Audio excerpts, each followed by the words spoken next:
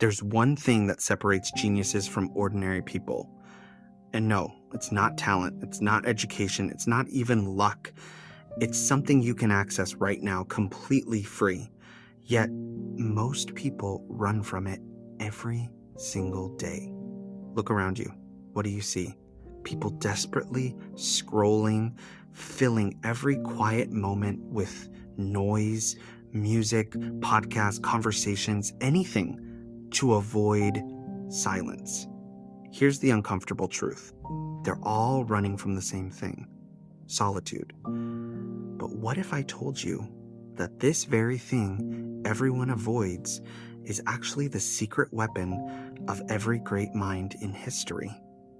What if the discomfort you feel in silence is actually the gateway to your greatest potential? Today, we're exploring the wisdom of Arthur Schopenhauer, a 19th century philosopher who discovered why solitude isn't just beneficial, it's absolutely essential for greatness. And by the end of this video, you'll understand why the smartest people in the world actively choose to be alone. Here's something that should shake you. Studies show the average person today can't sit alone with their thoughts for more than 6 minutes without reaching for their phone. 6 minutes. Meanwhile, Schopenhauer spent entire years in deliberate solitude, and it transformed him into one of history's most influential thinkers. That's not a coincidence. But this is just the beginning. Arthur Schopenhauer wasn't born seeking solitude. Born into wealth and privilege in 1788, his father groomed him for a life of social success. Become a merchant, travel the world, build connections. Sound familiar? It's the exact blueprint parents hand their children today. Young Arthur tried it. He went to parties. He attempted to fit in. He worked those important relationships everyone talks about, and he was absolutely miserable. Then something clicked. He made a choice that would change philosophy forever. He chose solitude. Not isolation, not depression, not giving up on life, but deliberate, intentional solitude. And that's when the magic happened.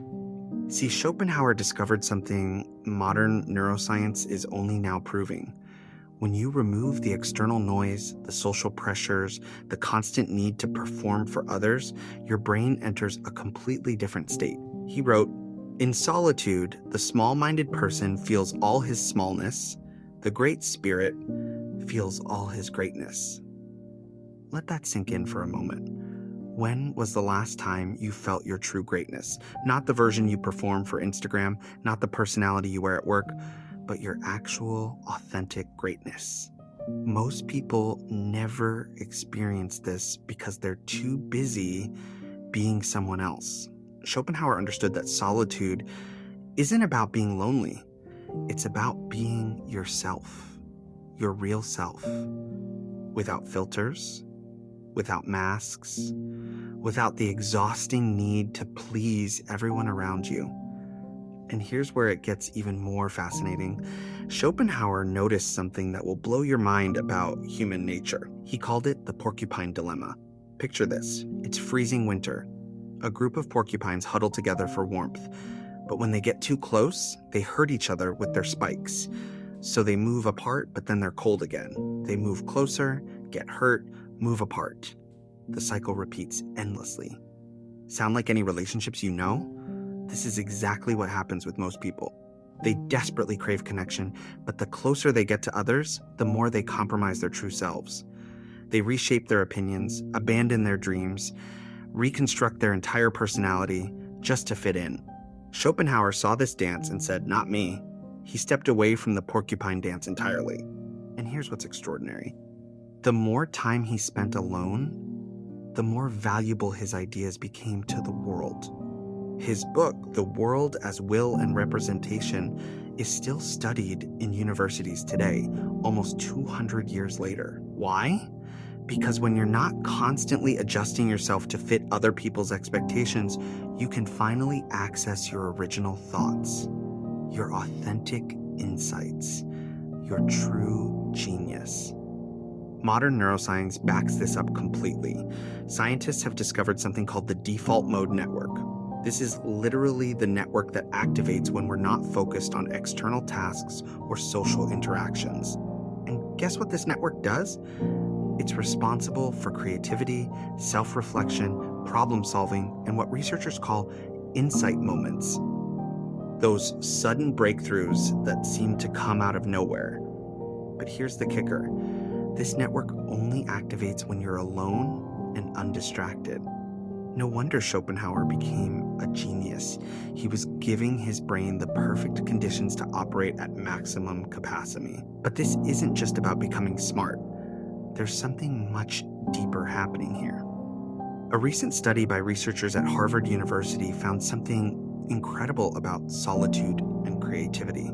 They took two groups of people and gave them creative problem-solving tasks. One group worked in teams, constantly collaborating and bouncing ideas off each other.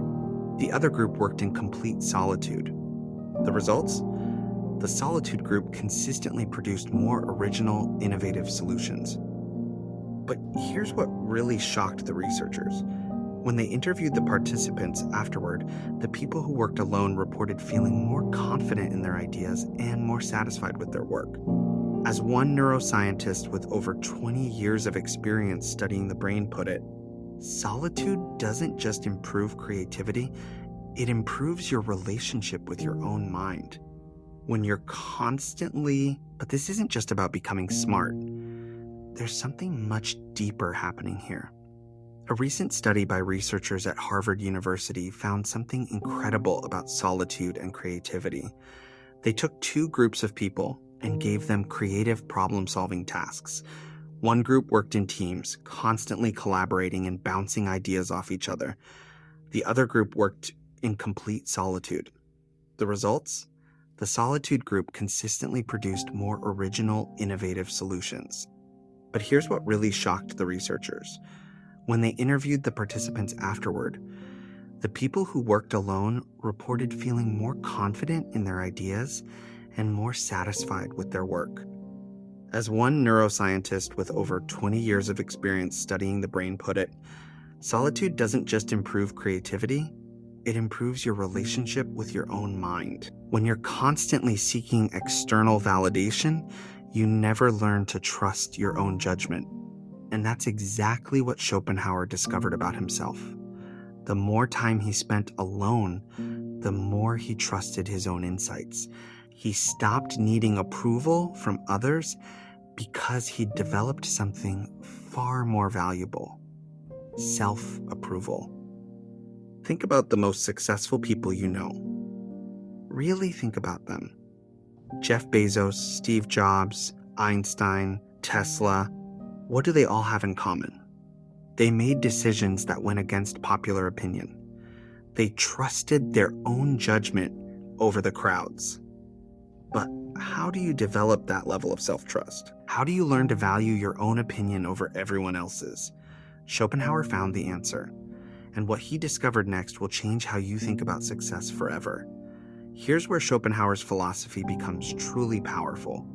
He realized that most people are living their entire lives as performers in someone else's play.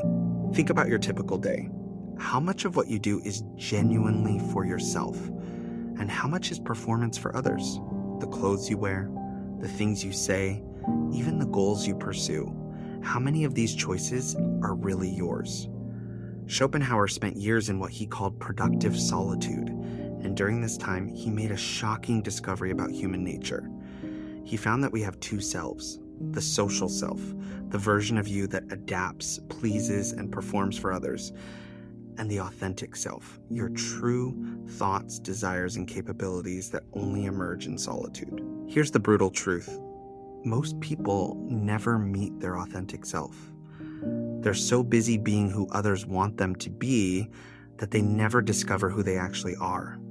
But when Schopenhauer embraced solitude, something incredible happened. His authentic self emerged, and this self was far more powerful than his social self had ever been. He wrote some of the most influential philosophy in human history.